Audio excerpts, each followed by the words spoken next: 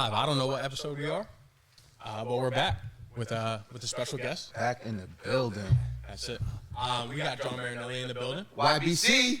That's it. Former YBC. He's always gonna be YBC. Oh, what's YBC? Young ball coach. Young ball coach? Yeah, 'cause when he first got hired, he was probably like all of 20-nothing. How old are you? 28. 28? Yeah, so that's right. He's YBC and but we'll get to all that. We'll get to all that later on. But we're back in the building. And I think the last one we were here was it the start of the football season. Start of the football season. So I guess we'll give a little recap. Brunswick's 1-1. Took a tough loss to Avon. Shouldn't have lost. But yeah, I mean, quick recap on us. A lot of the guys that we train here have been playing well. Noah, for starters, has been balling. Trav's been playing well. Trav had a really nice pass breakup last game. Casetta, balling, and a bunch of the other guys. Man, get to it, man. How's Noah doing, man? Come on, get to it. Noah Park. Go ahead. I think my boy had 350 all-purpose last game. We all know that's your son. Yeah, that's my firstborn right there. No, I'm proud of him. McCormick hasn't gotten his shot yet. Colella's been balling, played really well last game. So yeah, we got some pieces. Defense coming along slowly, but that's about it from Brunswick's standpoint. What about GHS? How you guys doing? Well, we 2-0. But I ain't even gonna lie, we had a little scare this weekend. Norwalk High, man. Norwalk High is they have the kid camp. I mean, Eastern Pace, which I've been trying to tell everybody down in Norwalk. You cannot prepare for his speed. It's like I was telling you before, and John, you know this, like when you're dealing with a scout team, and you're playing with somebody like that just they can just run. And they're just different. The speed is different. We weren't ready for his speed, and I'm telling you, gave this dude, you give him an inch, and he was gone. He killed us, and I think the kids were a little. Whoa, pause. Yeah, that was a big pause. But his well, listen, it was different. But we got the win. We're 2-0. Going into week 3 with a sophomore quarterback who's only going to get better. Defense is but the strength of our team. Our running game, Hector's doing well. Jack Carroll, Justin, Santi, they're all doing well. My secondary, I don't want to say too much. We'll talk about, because we got Canaan. He's sitting over here. We got them in a couple weeks. You know what I'm saying? But that being said, we'll be all right. And then we're just looking forward to week 3. But yeah, this podcast. Listen, we got the man, the myth, Mr. Football, Mr. FCAC up in the building. This is what we want to get to. So, what are you up to now? I'm working back in finance. So, did 4 moves in 6 years, 2 kids, and it was a lot. It was going to take another move, in that world. So, we just decided it was probably the best to give our children a stable lifestyle. So, how old are your kids now? Luke, the oldest, he's 4. James is 2. We got a third on the way in January. Whoa, is that breaking? Hold up. I didn't know about this. I mean, who might know about it, but it's like our third, so no one cares. Right. It's not like our first. Do they play sports?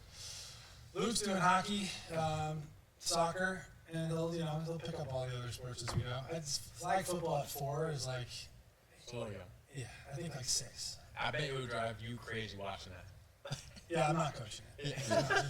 My wife was saying that, he doesn't listen to me anyway, so I can get a team of 240 players to follow march and step, but I can't get my son to do anything except which is par for the course for me. That's good for you, though. Probably. Yeah, no, he's been wishing that on me when I have a kid, too, man. So. Yeah, but John, you knew this was going to happen to you. Yeah. That's they say it. I'm paying for sins of the past. Yeah. For sure. How do you handle that? Just little steps at a time. Try to get them to do one thing instead of trying to get them to do 10 things. Right? It's no different than the player, but this one talks back. Right. Whereas player talks back, there are ways to make sure that the player knows never to talk back again. Right. So baby steps. This one talks back. So what I want to do is, because I know we jumped right into what are you doing now. Just give the people, some of the young kids, some of the young bucks, which is always surprising to me, even at Greenwich, when I bring up your name or somebody brings up your name, they're like, who is that? For the people out there that don't really know who John Marinelli is, let's just give them a little background of you've done a lot in high school football. Yeah, I mean, I grew up a son of a head coach, and I think that's different than saying I was born and my dad started coaching. I was born and my dad was already the head coach for 5 years at Buchanan High School. He already had 9 years of high school experience and however many college years between Springfield and Boston College. So I coach up in Springfield. I didn't know that. Yeah. And so I grew up in a coach's household, and so I got to a point. I realized that football I was not going to go further than the collegiate level, so I just got involved in coaching. So in the summers, when I was playing at Trinity, I would coach 7-on-7 teams for Buchanan, and at that point, that's what made it legal at the time with the rules, because I wasn't coaching. And then in 2009, I came down to Greenwich. Buchanan was playing Greenwich.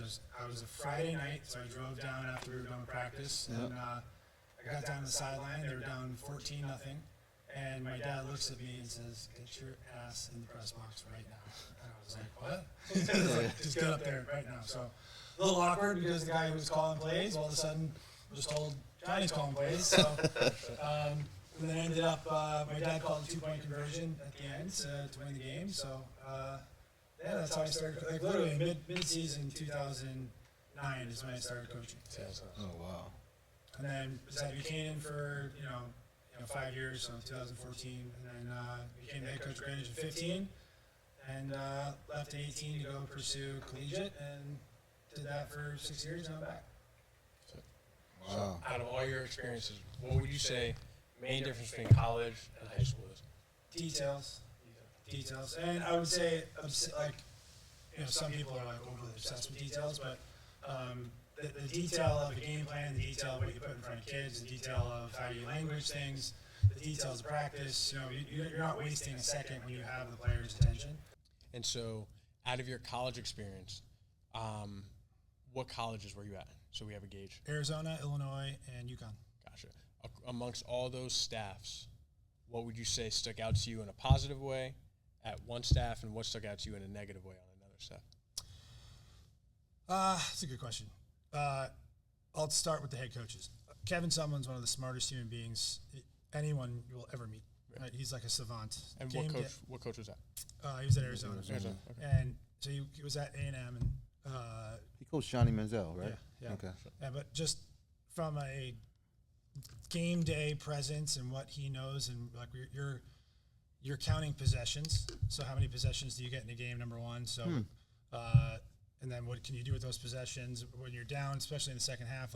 He just had a way of understanding how the game flow was going to be and when to go for it, when not to. And then Brett, really, just his work ethic. I mean, this dude's at his desk.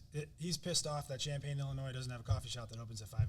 Right. All right, so his work ethic, and then what he instills is the entire team being on the same page. So football 101. So he called 2 examples. He has 3-point plays. So you're in the red zone, it's third down. That's a 3-point play for the offense and defense.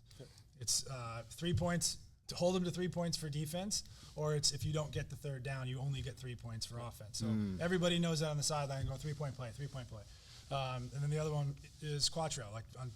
If you're in 4-down territory, he'll say Quattro, and that tells the offensive coordinator he's got 2 downs to get it, but he can also take away the 4th down if he wants. But it gives him now a select menu of plays to call from, which I think is helpful for the offense coordinator. So this is something that I always think about, and I think it's more of I'm just such a hyper aggressive and hyper, which is I think a negative thing. When it's 3rd and 5 and you're on the fringe, say you're on the 40-yard line, team's at 40-yard line. Why? I understand you have 2 downs to get it. What's your thought process behind getting the 5 yards to get the first down, or taking the 2 downs? What's your rationale? 3rd and 5 on the 40, I'm running the football. Okay. Knowing that I have 4th down to throw it. Right. That's probably what I would do. But it's what's worked in the game? Number one, what quarter are we in? Is the game on the line?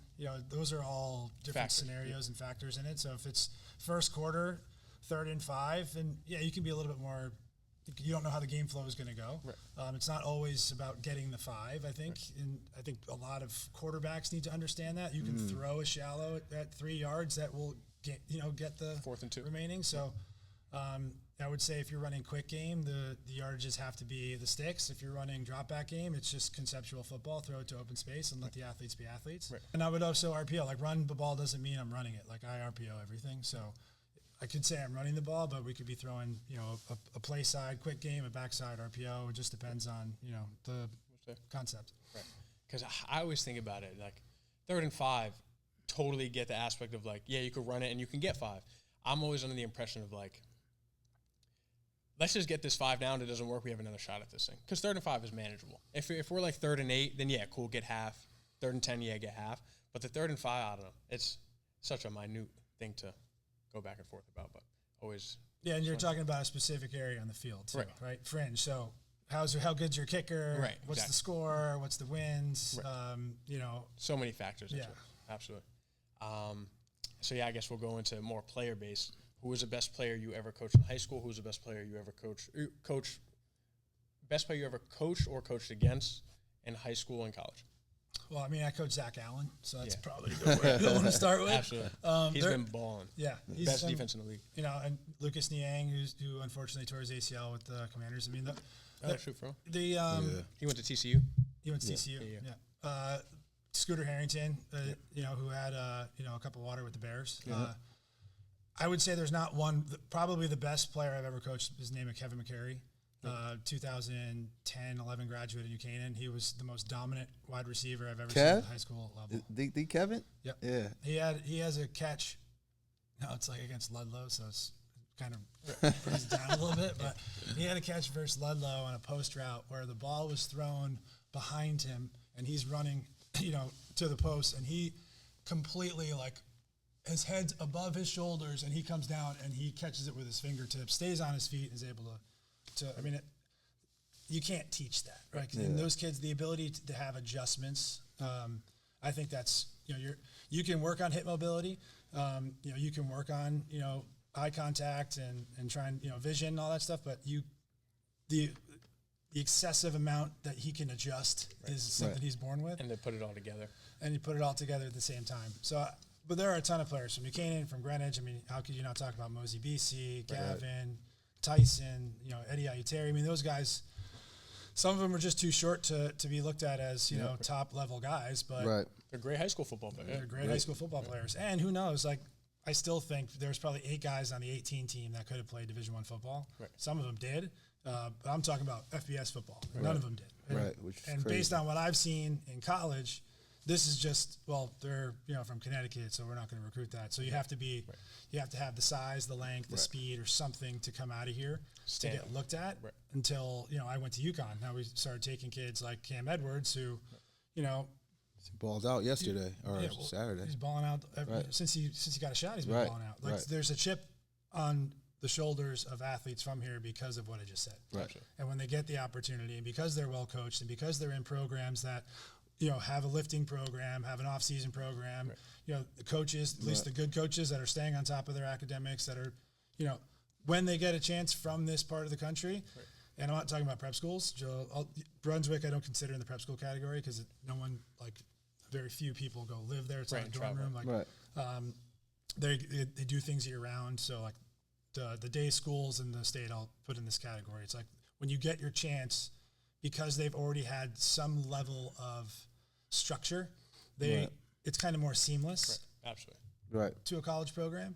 The prep schools, obviously, you live away, and that's kind of but it's different because you're not there. You're there in the summers in college. You're in dorm rooms with it's a completely different environment. Right. And the coaches, at prep school, I mean, and again, I'm not calling anybody out here, but the English teacher that never played football, but you need him to coach DBs. No offense, Rodney. Right. That's not, It's not kind of, look at Greenwich staff, New Canaan staff, Brunswick staff. Look at other good staffs. They've got former players. They've got guys that played, guys that have coached at other schools. And they will drive from far away to coach there because they want to be around good football. Right. The prep schools, sometimes you get, good staff, but the continuity and the consistency that you get year in, year out, it's going to change so much at that level. That's the biggest thing is, I think, to your point, and you hit it on the head, the coaching staff the coaching staffs up here, generally in the Northeast, I would say develop players in a way that when they go to college, they're much more well-rounded. They may not be the best athletes, but they're much more well-rounded. They could absorb information and apply it. Where, like, when I was in college, there's a lot of kids from, like, down south, out west, great athletes, big kids, but they didn't have that thing to elevate them to the next level. They can't digest new coaching because they were never coached in the past. Mm-hmm. They're learning a whole new set of skills of learning how to play football, as opposed to, like, I was the best athlete on the field, biggest kid on the field, I would just dominate. Well, right, and that's what it is, though, because they're good athletes, so you don't have to be as good as a coach, right? So to your point, to go back about the negative, is there are some staffs that won't take kids unless they're a certain height, their hand is a certain length, their wingspan, their arm length, especially for offensive line. One of the best offensive linemen that I coached is at Illinois, and he had 29-inch arms, which is 5 inches shorter than what you want. But he's a football player. Right.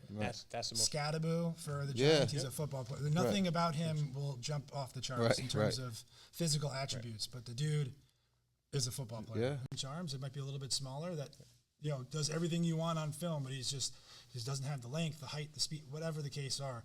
That shuns coaches from going and really trying to recruit them. And that's what actually drives me the most crazy because, and I'm going to go right back to him. Noah Park's the best high school football player that I've personally seen, played against, and I'm talking high school. Like, he is a football player. The kid is special. There's no reason that kid should not have, he ran 4.42 at Duke. Done everything from a athleticism standpoint. Football player-wise, he's a football player. That's what, he should have every offer right now. And he's frying kids. Last year he was going against a DB at Exeter. He was going to Virginia. Put 300 on him. Right. It's like, what are we doing? That's what I couldn't agree with you more there because everyone's trying to check the boxes. Oh, is he 6 feet tall? Does he run this? And is his wingspan this? That shit has nothing to do with it. Look at the Esposito kid at New Canaan. Right. He has that adjustment, high level. Right. And, he's got Villanova. But because they look at it and they see, how's the competition. And I will say this, Connecticut football, public school football is pretty good. There's a huge drop-off from the top teams to the bottom teams. Right. And there's very few middle teams. Right. That's the problem I see with it. So, everyone complains about the schedules. They got to play so many good. I'm like I love that. Right. It's college football. So I would much rather get ready for a Greenwich, New Canaan, Darien, week in and week out than I would, a team that is not in that stratosphere. Right. Not to name names. And but I do think that there's I'm kind of removed from that. So Fairfield Prep this year, I feel like they're that. Fairfield Prep, generally speaking, is like that intermediate team. Very few one of those intermediate teams. If some years they're on that top tier, it's really Greenwich, New Canaan, Darien, and then after that, it's like West Haven may pop up a year, here or there. Staples been pretty consistent. Staples. I'd say in Norwalk. Norwalk goes 3 bad years, 1 good year. 3 bad years, 1 good year. Right. And then the West Havens, I think they're doing a much better job now. They were, they kind of fell off for a couple of years, but now they're up there. Right. They might take a step back, but they're going to be up for 3, down for 1. Right. And, again, that comes back to coaching and building a program. That's what I'm saying. So, and, people, I think, complain, even in college, it's easy to complain about what you don't have or what somebody else has instead of trying to create an atmosphere and a culture and instead of saying we don't, we can. Right. And at Greenwich, and everyone will say this, and whoever watches this will be like, this is bull. But I took over a program that did not have a single laptop. Did not have a single laptop. I was there. Okay. I was there the year before. They had pads that were from the 70s. It was a complete turnaround. Everyone's like, well, we'll just write a check. No one was writing checks at that time because of the program that it had become. This was a disaster. So we went to work. We were 4 and 5 in our first year. Yep. We made some key decisions on personnel in terms of, I would call it accountability. Yep. And that is, I think, what won over some of the people to understand what we were doing for the kids and not necessarily it's all about winning. It's about winning the right way. And how do you do that? And then years 3 and out, we got more laptops, we got more things, and we did things to better the experience for the players. Right. Now piggybacking off of that, this is what I want to get to. When we started there, you brought me in, you gave me my first shot, where I couldn't even get a job in Norwalk. I'm calling out Norwalk. You gave, whatever. But then afterwards, everybody, even my neighbor, I seen Joe's, I'm calling out him too. Everybody was like, well, why are you not coaching with us? Well, I tried. I tried, but now I'm in Greenwich. But right. That being said, like that staff that you put together that first year, was pretty. It was special. Like the core guys that stayed. Yeah. Right. Like what goes behind your thought process when it comes to putting together a staff? I don't have an ego problem. Right. So what I mean by that is Hochter called me and was interested of leaving Staples, and he wanted to come and be the DC. Right. And so we met and we talked it out, and I actually completely disagreed with his defensive philosophy, based on what I saw in film. Right. And I didn't know if I liked the 3-down scheme. I like what Chris was doing at New Canaan. Right. Athletes, and then, okay, Hawk, you know what? This is gonna be a lot. Let's do it your way. Right. And then, I'm a defensive guy. Like everyone thinks I'm offense. Right. I played defense in college, so I can dissect defenses and I can understand, techniques and how I want guys to be aligned, what yardage, and I can do that in a game plan scenario. So like I'm not foreign to defense. It's probably I know it better than offense. So when we get a guy like Hochter, who's a former head coach, who in Stanford, who again, not many people understand the demographic of Greenwich. Right. He can help with a lot of different things that I had personally never been able to experience because I grew up and then coached at New Canaan. Right. It's different, everyone's got problems, just different kind of problems. And so he was the first. Dak was the second. He was when I left. I told my dad there's only one coach I want to take, and he said, okay, we'll fight for him. Right. And Dak made me fight for 4 months until I could finally name him, come over because it's just Dak. Good old Dak. And then those are the first two. Jordan Capitanio was coaching at with our old Canterbury head coach. Was coaching somewhere like at the school in Danbury. I forget what it's called. And he was, he was the very first hire. And so you surround yourself with guys that you trust. Like I didn't hire anybody that wasn't a referral.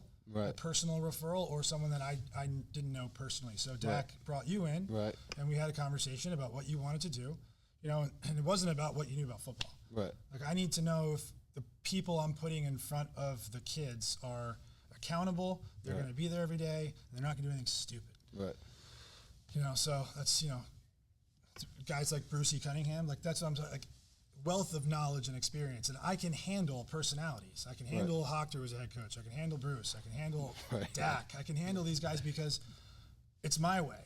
Otherwise, go find somewhere else. Like I wasn't trying to say like this is you're going to be able to call everything. Like no, if and you've been there on defense before. Like Hochter likes to blitz. I like high school athletes to play base and learn how to tackle. Right. So I want to be able to align to every single formation, even if we haven't seen it in our base first. Right. And then you want to talk about pressures and schemes and all that stuff, I'm all for it. But in high school football, let's play base first. And that obviously didn't jive well with Hawk. But in the middle of a game, sometimes they'd be like, no blitz. We're changing it. Check it to base right now. And he was the reason why he was in the press box, so I can do those things. But we all got along, and that was the key. Get along, make it personal. And and they have to be a good fit for the players. Then what do you want out of this? So you wanted to be a varsity coach. You wanted to coach at a high level. Other guys liked being at the sub-varsity levels. They liked the development aspect of it. It just depends on Eric Lee. Started a freshman, started working his way up. Now he's on varsity. Just everyone has a path, and just like a freshman in high school, a freshman coach, or a first year coach.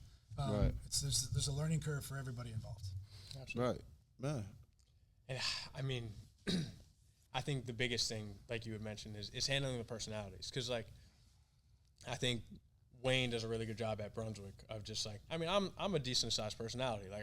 But my thing is like, I'm not going to overstep. Like I know my place. I'm the receivers coach. I have nothing to do with the play calling or anything like that. I'm gonna give my suggestions though, right? And so and he understands that. He hears me out. He listens to it. Whether he calls it or not, that's up to him, right? But I think managing personalities on the staff is a big thing, which is where I think my time at Greenwich High School, I don't think it was more so me. I think it was the other coaches that personalities just kind of weren't contained in a way. Yeah, I mean, if we're gonna get into it, let's get into it. I mean, like whatever. Not for nothing, it's a respect thing too. Right. Okay. Now, listen, when YBC, I've been there. Right. When YBC was there, when he walked in the room, like he said, he could deal with all the egos because when he walked in the room, right. where he walked on the sidelines, everybody knew this so and so was in charge. Right. Like it was it. It started and stopped with him. But if there's any kind of wishy-washy in any way with anybody in a leadership position, this isn't any leadership position. If you're a wishy-washy in any way, people see that. Right. 100%. Coaches see it, kids see it.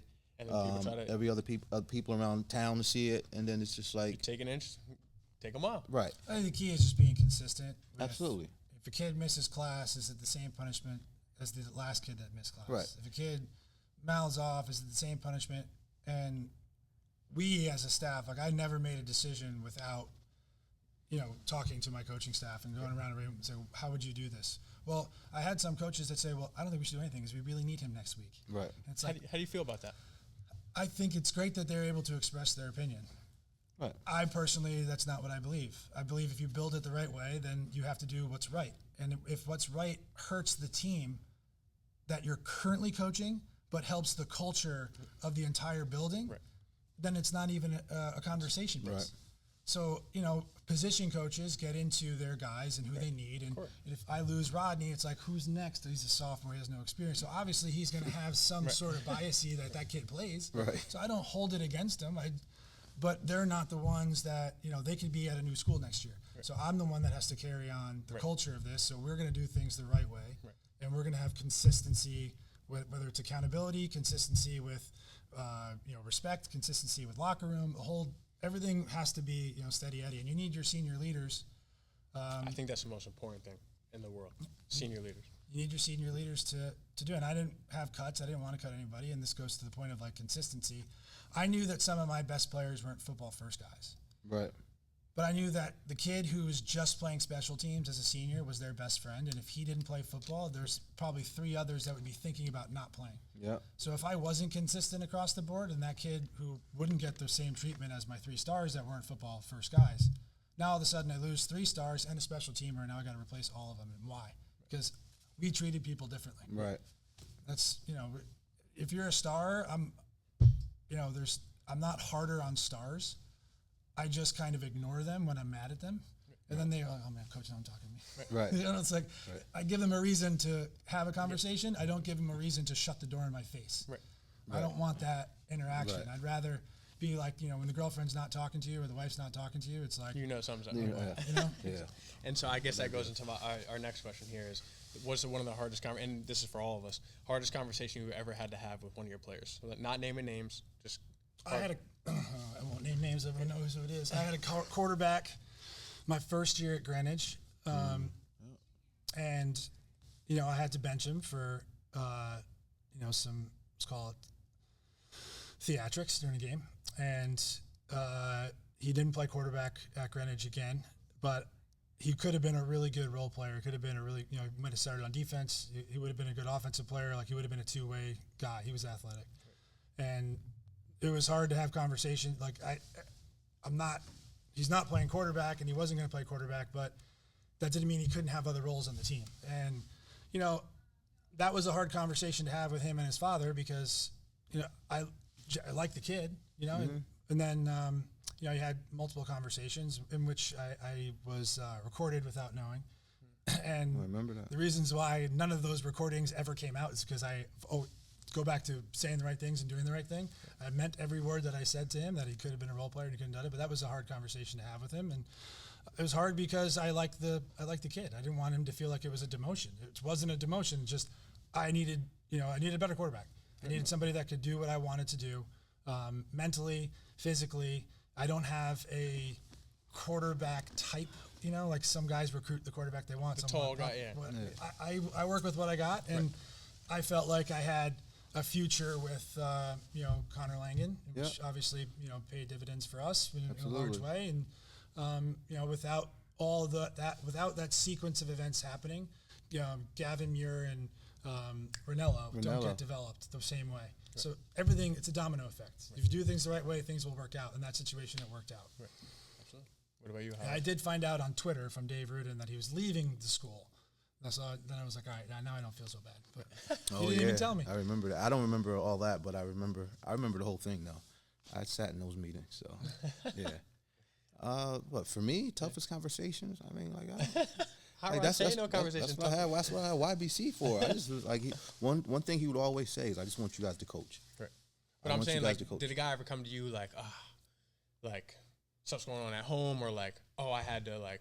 Oh, I mean, the one thing I will say about Greenwich, and John touched on it, like people don't understand the demographics of Greenwich. Like for me, I always say it like this: you either got money or you don't in Greenwich. Like, and there's no in between. I don't really think there's like a middle class.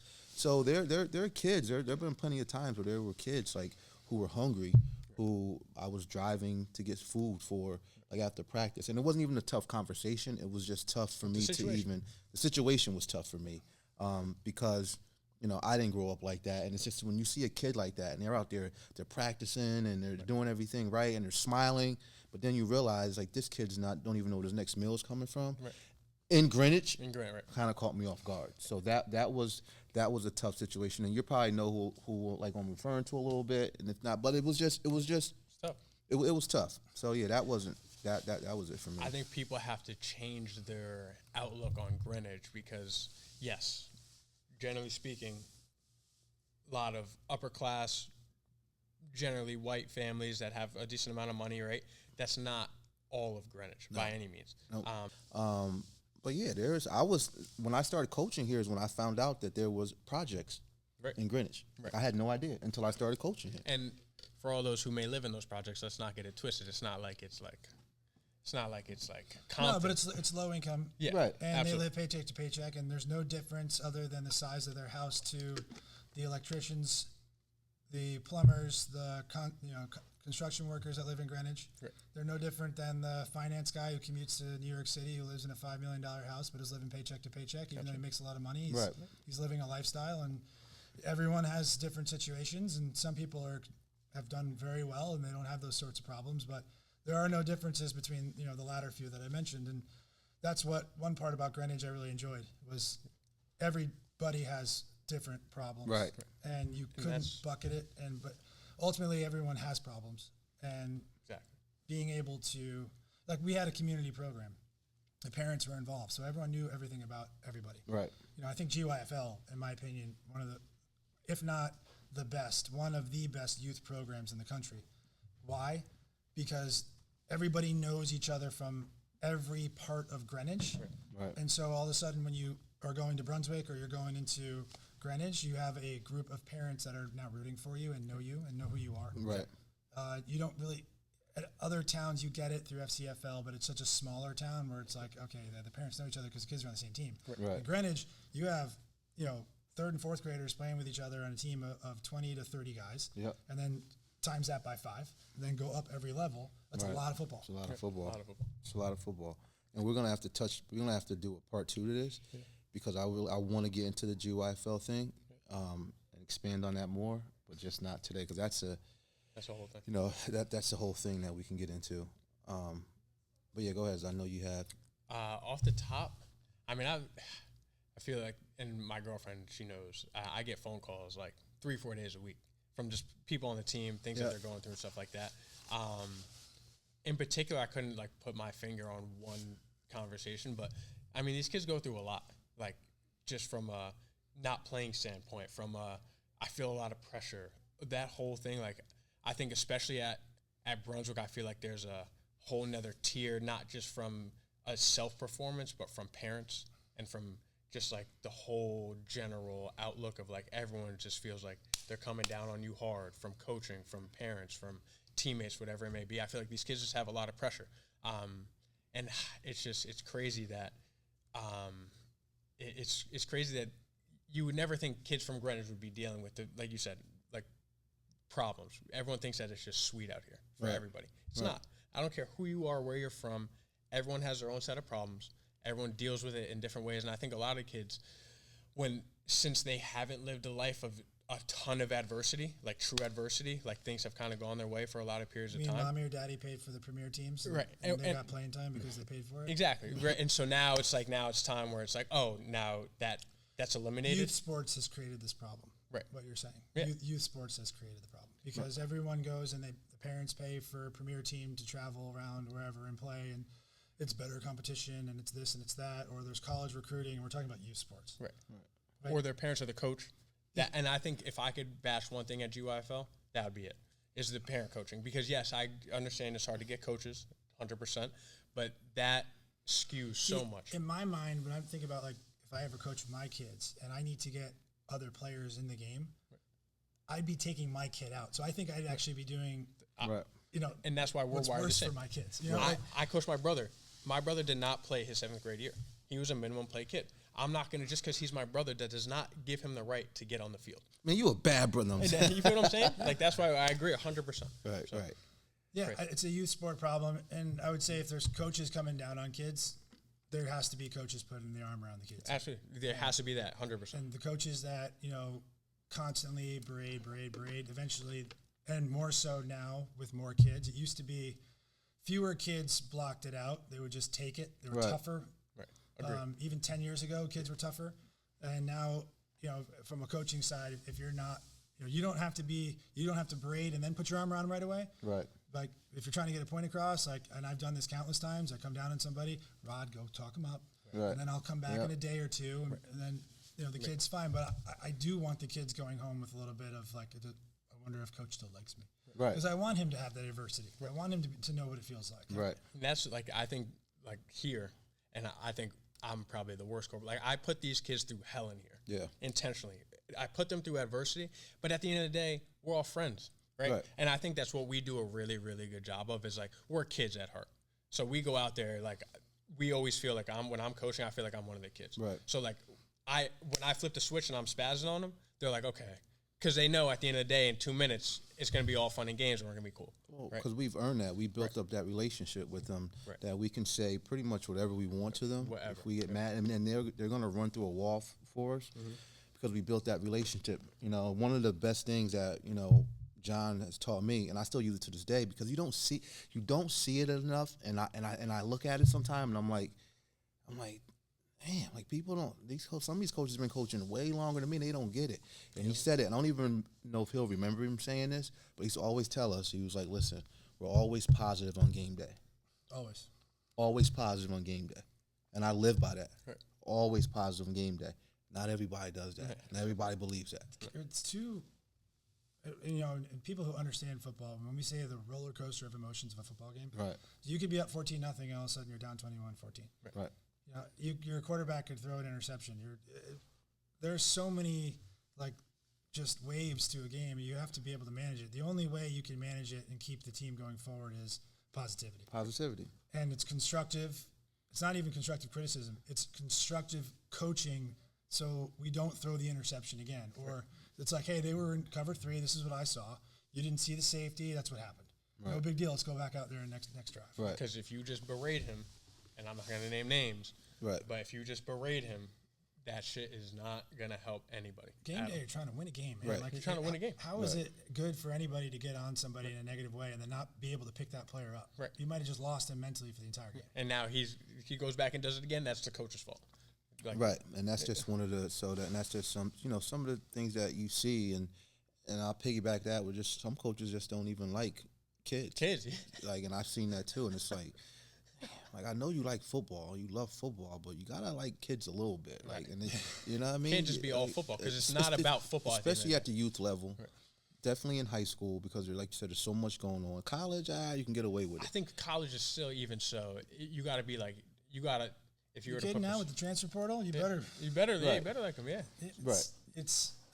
I've watched a coach berate a player at an open practice, and he was headed to BYU the next day. Listen, that would now what? Like I said, we definitely got to do a part 2, because there's so much stuff I want to talk to you about, the NIL stuff, other things coming on. I want to talk to you about, like, your future, like getting you back, like whether you're looking to get back into coaching and stuff like that. But, like, I think this has been great, but we definitely gonna have to do like a part 2 where it's more, there's That's definitely AKA Hot Rod got to go to practice. Pretty much. We got practice, man. Practice. We talking about practice. Me, I'm happy to do it. And I love what you guys are doing too. And I don't think it's hard to find really good outside trainers. As you know, I didn't open the doors to a lot of them. Right. And, the personalities that you guys have, and the reason why you're both good coaches, the reason why people respect you, the reason why people are walking through the door here. Number one, obviously, the performance and what you guys are bringing to, it's named off a bunch of different players that work out here and are having success. There's probably also a lot of kids that, aren't playing where the camera is on them. They're also having a lot of success at the younger levels and so on and so forth. And you're building a culture here where guys come in here, and this is what is going to make this part of the country better at football. Right. Is when a kid from Brunswick, New Canaan, Darien, and Greenwich High are all working out here at the same time, and they're rooting for each other. Right. And then they're on Twitter, and they're sharing each other's highlights, and they're helping each other get recruited. Like, you guys are building an atmosphere that I don't think the layers really understand what you guys are doing, because it's awesome. No, appreciate that. I appreciate that. Appreciate that. So, yeah. Well, part 2 coming soon. Appreciate you guys. We'll talk to you soon.